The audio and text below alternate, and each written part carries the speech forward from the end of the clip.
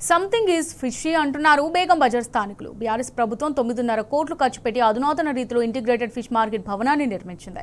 సకల హంగులతో చేపల వ్యాపారుల కోసం స్టాల్స్ ఏర్పాటు చేసింది. కానీ భవనం పూర్తయి 2 ఏళ్లు గడుస్తున్నా ఇప్పటికీ బేగం బజార్ వీధుల్లోనే చేపల అమ్మకాలు కొనసాగుతున్నాయి. ఓపెన్ ఆక్షన్ ద్వారా స్టాల్స్ కొనుక్కున్న వ్యాపారులు rate ఎక్కువైందని మొత్తుకుంటున్నారు.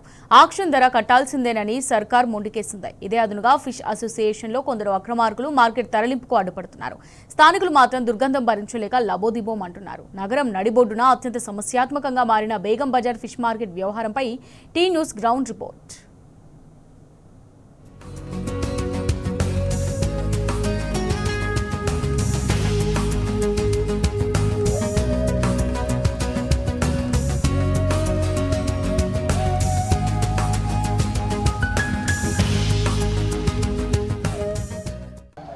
Begum Bazaar fish market ఇది హైదరాబాద్లోనే అతిపెద్ద మార్కెట్గా ఉంటుంది. అయితే గత ప్రభుత్వం ఆ ఫిష్ మార్కెట్లో ఉన్నటువంటి అమ్మకాలదారులు ఎవరైతే ఉంటారో వాళ్ళందరి కోసం కూడా ఒక బిల్డింగ్ను నిర్మించాలని కూడా తలపెట్టింది. ప్రస్తుతం అదే బిల్డింగు ఈ మన వెనక కనిపిస్తున్నటువంటి బిల్డింగ్ ఏదైతే ఉందో బీఆర్ఎస్ ప్రభుత్వం దాదాపు 9,50,00,000తో ఈ బిల్డింగ్ నిర్మాణం చేపట్టింది. అయితే బయట మార్కెట్ ఉండకూడదనే లక్ష్యంతో ఈ కంపు భరించలేక ఉంటుంది కాబట్టి ఖచ్చితంగా ఒక మార్కెట్ను కట్టించాలని నాన్ వెజ్ కు సంబంధించినటువంటి జాతీయ మత్స్య సంపదకు సంబంధించినటువంటి అభివృద్ధి సంస్థతో పాటు ఇటు జిహెచ్ఎంసి సమన్వయంతో పూర్తిగా ఈ బిల్డింగ్ను నిర్మించారు. గత 2017లో ఈ బిల్డింగ్ నిర్మాణానికి నోచుకుంది. 2021లో ఈ బిల్డింగ్ ప్రారంభమైనప్పటికీ కూడా ఉన్నటువంటి మార్కెట్ ఏదైతే ఉందో పూర్తి స్థాయిలో 242 స్టాళ్ళు ఇందులో అందుబాటులో ఉన్నాయి.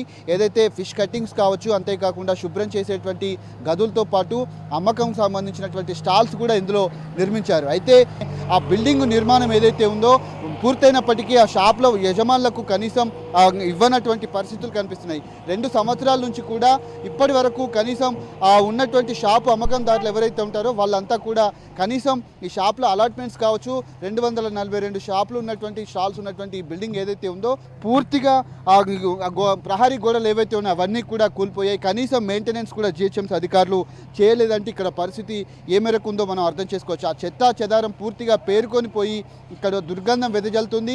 షాపులు మాకు కేటాయిస్తే కనీసం లోపలైనా మేము అమ్ముకోవడానికి ఉంటుందని కూడా చెప్తున్నారు. కనీసం జిహెచ్ఎంసీ అధికారులు ఈ విషయాన్ని పట్టించుకోకపోగా దీన్ని పూర్తిగా పడవ పడేసినటువంటి పరిస్థితి కనిపిస్తుంది. ఆ మార్కెట్కు సంబంధించినటువంటి ప్రహరీ గోడ కావచ్చు అవన్నీ కూడా కూలిపోయింది. కనీసం సెల్లార్ లోపలికి పార్కింగ్ చేసుకుందామన్నా కానీ అక్కడ చెత్తా చెదారం పేరుకుపోయినటువంటి పరిస్థితులు అయితే కనిపిస్తున్నాయి. అసలు ఇక్కడ అలాట్మెంట్ ఎందుకు సాగట్లేదు, ఈ బిల్డింగ్ ఎందుకు ఇక్కడ ఉన్నటువంటి అధికారులు దీన్ని ఓపెన్ చేయట్లేదు, ఇక్కడ ఉన్నటువంటి స్థానిక షాపులు యజమానులతో కావచ్చు, ఆ ఫిష్ మార్కెట్కు సంబంధించినటువంటి షాపు యజమానులతో కూడా మాట్లాడేటువంటి ప్రయత్నం అయితే చేద్దాం. గత ప్రభుత్వం నిర్మించినటువంటి ఈ బిల్డింగ్ ఓపెన్ అయింది, కానీ షాపు యజమానులకు స్టాల్స్ ఉన్నటువంటి వాళ్ళకు అలాట్మెంట్ పూర్తి స్థాయిలో కాకపోవడంతో 2 సంవత్సరాల నుంచి కాంగ్రెస్ ప్రభుత్వం వచ్చి 2 సంవత్సరాలు గడుస్తుంది. గత ప్రభుత్వానికి పేరు వస్తుందనే లక్ష్యంతోనే ఇవి ఉన్నటువంటి బిల్డింగ్ల నిర్మాణాలు కావచ్చు లేదంటే వాటిని ఓపెన్ చేసేటువంటి ప్రయత్నం కూడా చేయట్లేదు. షాపు యజమానులు కూడా రోడ్లపైనే అమ్మకాలు చేస్తున్నటువంటి పరిస్థితులు అయితే మనకు కనిపిస్తుంది. నాన్ వెజ్ మార్కెట్లను నిర్మించ తలపెట్టినటువంటి మాజీ ముఖ్యమంత్రి కేసీఆర్ ఈ నేపథ్యంలోనే పూర్తిగా బహిరంగ మార్కెట్లు ఉండకూడదు, వాటిని ఖచ్చితంగా ఆ బిల్డింగ్ లోపలే నిర్మించాలని కూడా అనుకున్నారు. అసలు ఈ మార్కెట్ని ఎందుకు ఓపెన్ చేయట్లేదు, ఈ బిల్డింగ్ నిర్మాణానికి దోచుకుంది కానీ పూర్తిగా ఓపెన్ చేయకపోవడానికి గల కారణాలు ఏంటి, షాపుకు సంబంధించినటువంటి యజమానులు స్టాల్స్ నిర్వాహకులు కూడా కొంతమంది ఉన్నారు ఏంటి అనేది డిమాండ్ చేస్తారు. దాదాపు 9,50,00,000తో ఈ బిల్డింగ్ నిర్మించినట్టుగా చెప్తా ఉన్నారు. ఎప్పుడు పూర్తయింది, అసలు మీకు ఎందుకు ఈ అలాట్మెంట్ జరగట్లేదు? ఈ డిమాలిషన్ వచ్చేసి 2017లో డిమాలిష్ అయింది. లాక్డౌన్లో వచ్చేసి 2020లో మొత్తం కంప్లీటెడ్ అయింది. కంప్లీట్ అయిన తర్వాత గవర్నమెంట్ వచ్చేసి మొత్తం పర్ఫెక్ట్గా చేసింది. తలసాని శ్రీనివాస్ వచ్చి మినిస్టర్ ఉండే, ఫిషర్ మినిస్టర్ ఆయన వచ్చేసిన తర్వాత 9,50,00,000 శాంక్షన్ చేయించారు. దీనికి కట్టిన నిర్మాణం అయిపోయిందంటే ఇలా అసోసియేషన్ వాళ్ళకు వచ్చేసి లెటర్ ఇచ్చేసి ఎంతమంది ఉన్నారా అంటే 38 మంది పాత ఉన్నారు. వీళ్ళు ఏం చేశారంటే 240 మందిని 250 మందిని చెప్పారు. ఇక్కడ అలాట్మెంట్ అయితే లాస్ట్ టైం టెండర్ వేసిరు. టెండర్ పరిక్రమలు ఏమైందంటే ఓపెన్ టెండర్ వచ్చేసి ఒక 4 ఫీట్ల 5 ఫీట్లు ఉంటుంది, ఒక 35,000 పర్ ఎసెప్టీ అని వీళ్ళకి తెలియక చేయక వీళ్ళు ఓవర్గా పాడినారు. గవర్నమెంట్ రేట్ వచ్చేసి ఒకటి రీజనబుల్ రేటుగా ఉండాలి కాబట్టి 1,000 రూపాయలు 2,000 రూపాయలు 3,000 రూపాయలు అంటే ఎక్కువ ఉండదు. ఒక్కొక్క మడిగి వచ్చేసి స్టాల్ వచ్చేసి 90,000. ఇలా డిస్టర్బెన్స్ అయిందంటే వీళ్ళ దాంట్లో కొద్దిగా గ్రూపిజం ఉన్నది. అసోసియేషన్ వాళ్ళ జనతా జనార్దన్ ఒక అసోసియేషన్ ఉంది, ఇంకోటి వీళ్ళది గంగాపుత్ర అసోసియేషన్ ఉంది. వీళ్ళందరూ గ్రూపిజంలతో కొంతమంది లోపలికి వెళ్ళటం లేదు. అధికారులను కలిసారా? ఏమంటున్నారు అధికారులు? ఏం చెప్తున్నారు? 2 సంవత్సరాల నుంచి ఓపెన్ చేయలేదు, గత ప్రభుత్వం నిర్మించి వదిలేసినటువంటి పరిస్థితి మీకు కనిపిస్తుంది. కానీ అలాట్మెంట్ జరిగినప్పటికీ కూడా కనీసం మిమ్మల్ని లోపలికి వెళ్ళనివ్వట్లేదని తెలిసింది. ఎట్లా?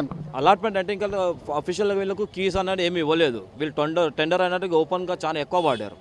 ఇక్కడ అసోసియేషన్ వాళ్ళ కొంతమంది కుమ్మకైనారు అంటే కరప్షన్ చేస్తున్నారు. అంటే ఇక్కడ వచ్చేసి ఈ వేస్టేజ్ ఉంటుంది కదా, మచ్చి మార్కెట్ వేస్టేజ్ అనేది, ఈ వేస్టేజ్ వచ్చేసి మన వీళ్ళు 12 రూపాయలు కేజీ లాగా అమ్మేసుకుంటారు అసోసియేషన్ వాళ్ళు. అది అమౌంట్ వచ్చేసి సంవత్సరానికి ₹1,00,00,000 వాళ్ళ ఖాతాలో జమ అవుతున్నాయి.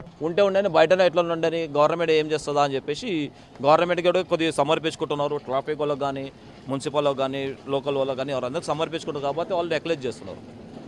మీరేం కోరుతున్నారన్న? ఈ షాపులు ఓపెన్ చేయకపోవడానికి గల కారణం ఏంటి? ఏమంటున్నారు అధికారులు? ఏమంటున్నారు? ఎప్పటిలోగా దీన్ని ఓపెన్ చేస్తూ ఉంటున్నారు? పూర్తయి కనీసం లోపలికి వెళ్ళలేనటువంటి పరిస్థితి ఇక చుట్టుపక్కల కనిపిస్తుంది. అటు సెల్లార్ ఓపెన్ చేయట్లేదు, ముందు సైడ్ గేట్లు కూడా మొత్తంగా మూసుకుపోయినటువంటి పరిస్థితి కనిపిస్తుంది, చెత్తా చెదరం పేరుకపోతుంది.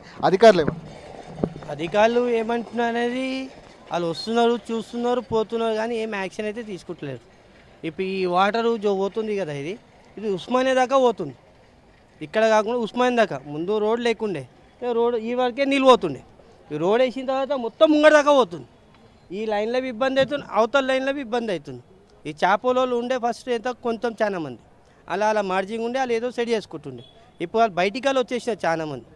అలా వ్యాపారం చిన్నగా ఉండే. ఇది ఒక్క మార్కెట్ లేకుండే చాలా మార్కెట్ ఉండే. ఇలా మటన్ మార్కెట్ ఉండే, చికెన్ మార్కెట్ ఉండే, గుడ్డు ఉండే, కూరగాయల మార్కెట్, ఇది అన్ని ఇట్లా 7-8 మార్కెట్లు ఉండే.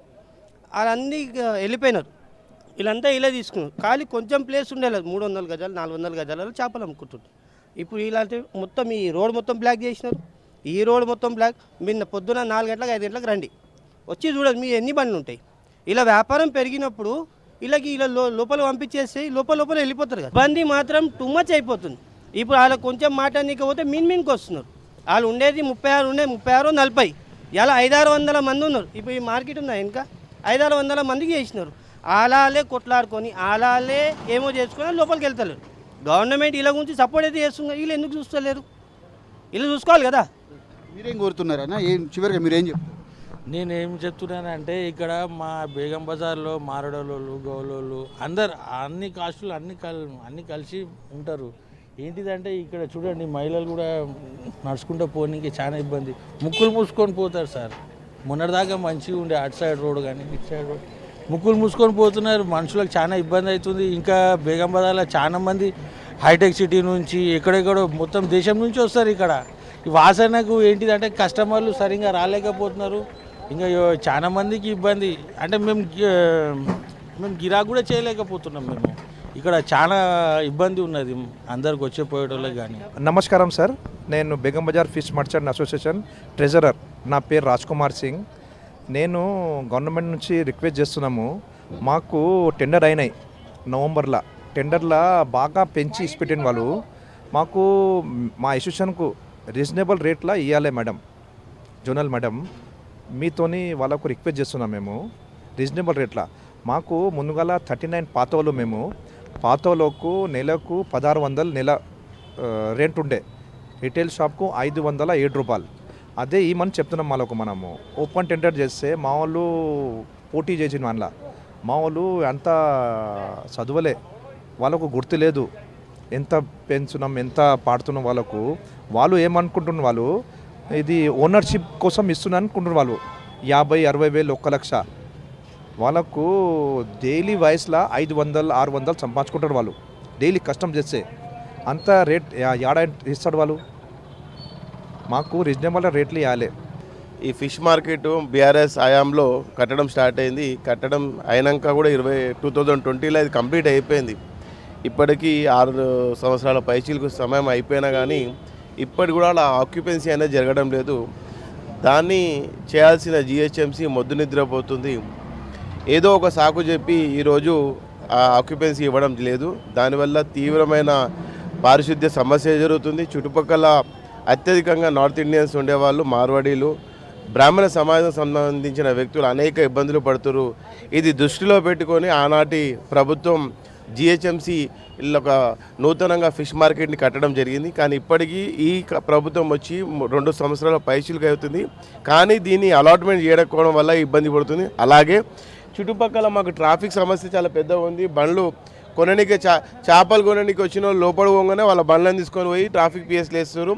డైలీ వందలాది బండ్లు పోలీస్ స్టేషన్ ఉండడం జరుగుతుంది. కావున మేం ప్రత్యేకంగా కాంగ్రెస్ గవర్నమెంట్ని రేవంత్ రెడ్డి గారిని కోరేది ఏంటంటే సామరస్యపూర్వకంగా ఆ షాప్స్ వరకు వచ్చిన సొసైటీతో మాట్లాడి జిహెచ్ఎంసీ అధికారులు వెంటనే దీన్ని స్పందించి సొసైటీని అధికారులని సమన్వయపరుస్తూ వాళ్ళకి అలాట్మెంట్ చేస్తే ఈ సమస్య తీరుతుందని మీ ద్వారా ప్రభుత్వాన్ని ఆ రోజు అడగడం జరుగుతుంది. ఇది వారు చెప్తున్నటువంటి పరిస్థితి కనబడుతుంది. ఖచ్చితంగా ఈ మార్కెట్ను ఏదైతే నిర్మించినటువంటి మార్కెట్ ఏదైతే ఉందో దాన్ని ఖచ్చితంగా ప్రారంభించాలి. ఇక్కడ ఉన్నటువంటి షాపు యజమానులు ఎవరైతే ఉంటారో అమ్ముకున్నటువంటి వాళ్ళందరికీ కూడా లోపల అలాట్ చేసినటువంటి స్టాల్స్లో వాళ్ళు ఖచ్చితంగా అనుమతించాలంటూ కూడా కోరుతా ఉన్నారు.